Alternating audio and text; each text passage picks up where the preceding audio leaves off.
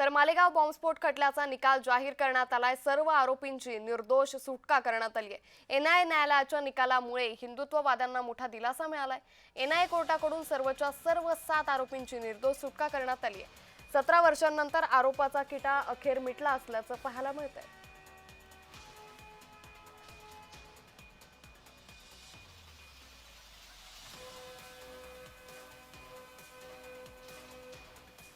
तर आपण हे आरोपी पाहतोय ज्यांची निर्दोष अशी मुक्तता करण्यात आल्याची 7 आरोपी या सगळ्या प्रकरणी होते आणि या सगळ्या 7 आरोपींची आज निर्दोष मुक्तता करण्यात आल्याचं दिसून येतंय।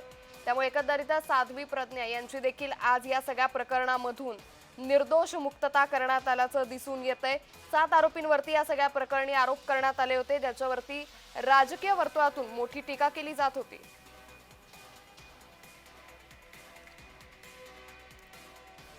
तर याच संदर्भात आता भाजप नेत्यांकडून देखील प्रतिक्रिया येण्यास सुरुवात झाली आहे। आपण पाहूयात।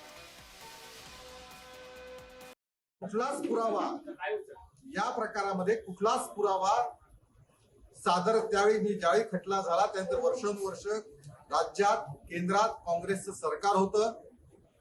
अनेक खोटे पुरावे रचण्यात आले पण तरीही पुरावे सादर करता आले नव्हते।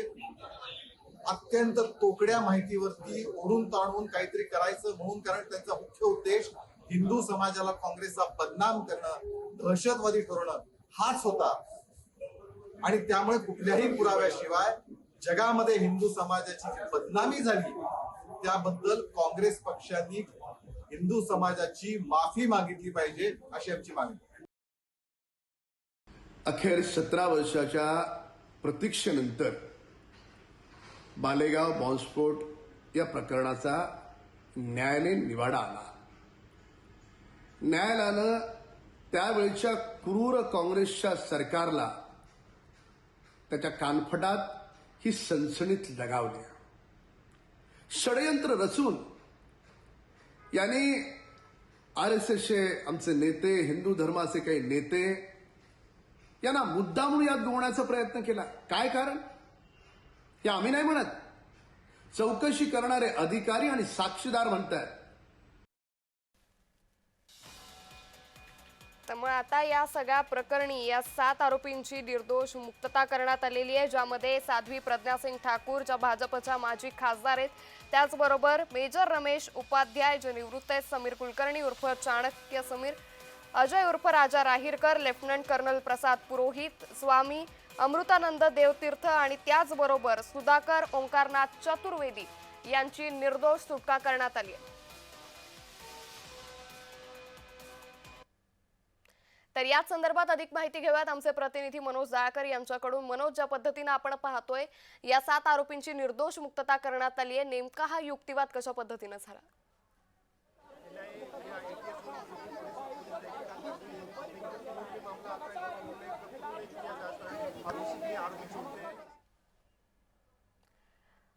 तर पुन्हा एकदा आम्ही आमचे प्रतिनिधी मनोज जाळकर यांच्याशी संपर्क करण्याचा प्रयत्न करूया। मनोज, माझा आवाज तुमच्यापर्यंत पोहोचतोय? तर काही तांत्रिक अडचणींमुळे आमचे प्रतिनिधींशी आमचा संपर्क होऊ शकत नाही। मात्र ज्या पद्धतीने आपण पाहतोय की हे 7 आरोपी ज्यांच्यावरती हा सगळा खटला गेली 17 वर्षांपासून सुरू होता,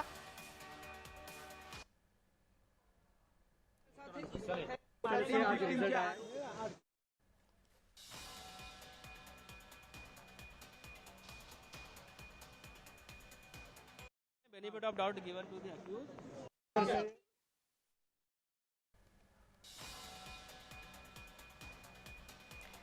त्यामुळे आता या 7 आरोपींची निर्दोष सुटका करण्यात आल्याचं सध्या दिसून येत आहे, ज्यामध्ये साध्वी प्रज्ञा सिंग ठाकूर यांच्यामुळे खरं तर राजकीय वर्तुळातून मोठ्या प्रमाणात आरोप प्रत्यारोपांच्या फैरी झाडल्या जात होत्या।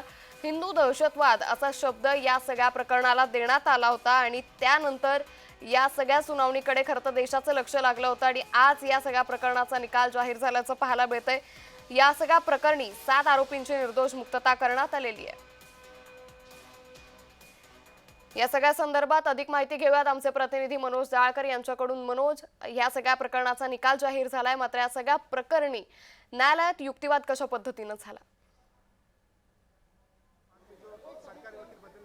नक्कीच आपण या ठिकाणी बघितलं तर महत्त्वाचे निर्णय हा न्यायालयाकडनं देण्यात आलेला आहे. या ठिकाणी युक्तिवाद हा देखील करण्यात आलेला आहे आणि यामध्ये सर्व जे आरोपी होते 7 आरोपी त्यांना या ठिकाणी निर्दोष मुक्तताही देण्यात आलेली आहे. कारण की आपण बघितलं तर मालेगाव येथील भिक्खू चौकामध्ये 2008 साली हा आपण बघितलं तर सप्टेंबर महिन्यामध्ये बॉम्बलास्ट झालेला होता आणि त्यामध्ये 6 मुस्लिम बांधवांचा यामध्ये मृत्यू पडले होते आणि त्यानंतर आपण 92पेक्षा अधिक या ठिकाणी नागरिक हे जखमी झालेले होते आणि त्यानंतर पोलिसांकडून तपास हा सुरू केला गेला आणि त्यानंतर हा तपास आपण बघितलं ATSच्या ताब्यामध्ये गेला आणि ATSकडे देखील याची संपूर्ण तपास करण्यात आला आणि या तपासानंतर हा पुन्हा तपास आपण बघितलं ANIकडे सोपवण्यात आला आणि ANIकडे याची तपास ही सुरुवात झाली होती आणि आपण बघितलं 2025 मध्ये हा संपूर्ण तपास पूर्ण झाला असून त्याची आज या ठिकाणी सुनावणी झाली आणि सुनावणीमध्ये निश्चित संपूर्ण मनोज. जे 7 आरोपी होते त्यांना निर्दोष मुक्तता ही न्यायालयाकडनं देण्यात आलेली आहे. म्हणून मोठी या ठिकाणी आपण निर्णय हा न्यायालयाकडनं घेण्यात आलेला आहे आणि आपण बघितलं ज्या ठिकाणी जे मृत्युमुखी पडले त्यांना 2 लाख रुपये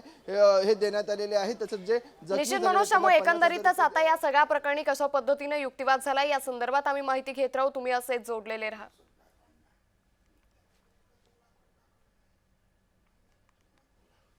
तर प्रज्ञासिंग ठाकूरलाही मोठा दिलासा मिळाल्याचं पाहायला मिळतंय. स्कूटरवर बॉम्ब फुटल्याचा पुरावा नाही असं न्यायमूर्ती लाहोटी यांनी स्पष्ट केलंय. दुचाकी प्रज्ञाची असल्याचे पुरावे नाहीत असं कोर्टानं म्हटलेलं आहे. त्यामुळे आता प्रज्ञासिंग ठाकूर यांना देखील आता मोठा दिलासा मिळाल्याचं पाहायला मिळतंय.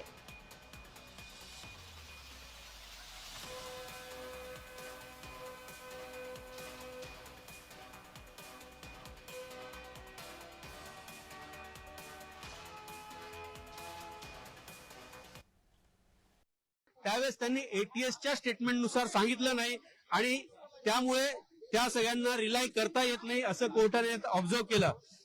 या केसमध्ये 2016ला ज्यावेळेस NIAची चार्जशीट आली त्यामध्येच NIAच्या चार्जशीट मध्येच सगळं क्लिअर होतं की कशा प्रकारे मोका ओढून ताणून लावण्यात आलेला आहे, कशा प्रकारे साक्षीदारांच्या जबाबामध्ये डिस्क्रिपन्सीज आहे.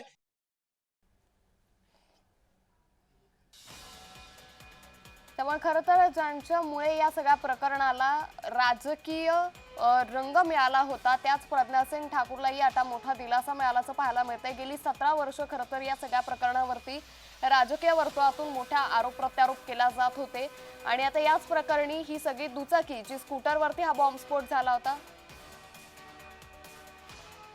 त्या स्कूटर प्रज्ञासिंग ठाकूर यांची असल्याचा कुठलाही पुरावा समोर आलेला नाही असं न्यायालयानं स्पष्ट केलेलं आहे.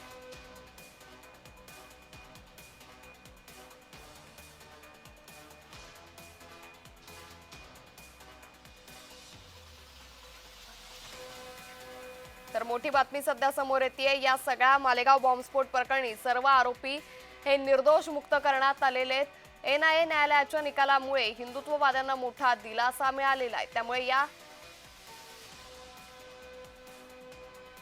सगळ्या प्रकरणी भाजप नेते किरीट सोमय्या यांनी देखील प्रतिक्रिया दिली. आपण पाहूयात.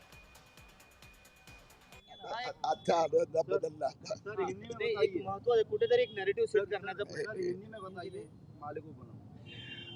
मालेगांव न्यायालय के निकाल ने कांग्रेस और गांधी परिवार के दोनों गाल पर थप्पड़ मारी है.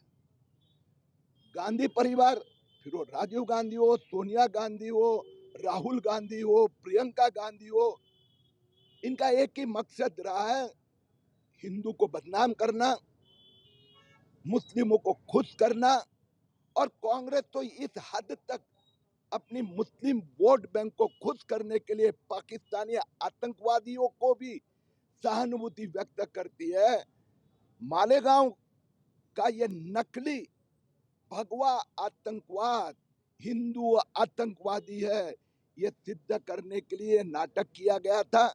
आज ये सिद्ध हो चुका है. हिंदुस्तान में हिंदू संस्कृति, हिंदू कभी आतंकी बन नहीं सकता. आज का निर्णय ये कांग्रेस और गांधी परिवार के भगवा आतंकवाद, ये देश का अपमान है, सिद्ध हो चुका है. आप कैसा देख रहे हैं इसको आज? क्या जिस प्रकार से अनेक वर्षों से मुस्लिम वोट बैंक को खुश करने के लिए हिंदुओं को दूर रखा जाता था और इस हद तक कि आप आतंकवादी हो, आज सिद्ध हो चुका है. हिंदू राष्ट्रीयत्व में मानता है, भगवा आतंकवाद नाम की कोई चीज है ही नहीं। साधुओं को बदनाम करने की साजिश थी। न्यायालय को आप क्या कैसा देख रहे मैं न्यायालय को धन्यवाद देता हूं और चिदम्बरम, सोनिया गांधी, राहुल गांधी देश के हिंदुओं की माफी मांगे, ये मांग करता हूं। आता मराठी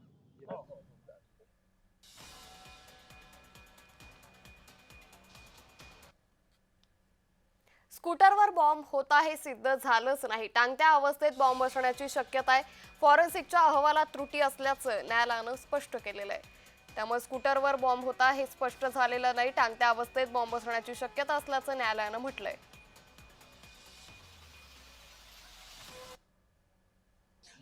ज्या प्रकारे फॉरेन्सिक एक्सपर्टची इव्हिडन्स झाली, जो ब्लास्ट इतक्या मोठ्या क्षमतेचा होता त्याचं क्रेटर तिथे मिळालं नाही. त्यामुळे कोर्टाने सांगितलं की जी प्रॉसिक्युशन केस होती की LML फ्रीडमवर बॉम्ब प्लांट केला होता ते प्रूव्ह होऊ शकत नाही.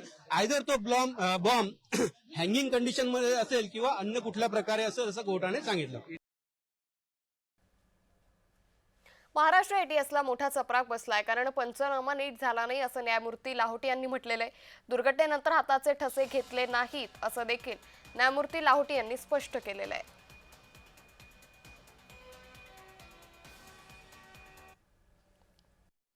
त्यावेळेस त्यांनी ATSच्या स्टेटमेंटनुसार सांगितलं नाही आणि त्यामुळे त्या सगळ्यांना रिलाय करता येत नाही असं कोर्टाने ऑब्झर्व्ह केलं.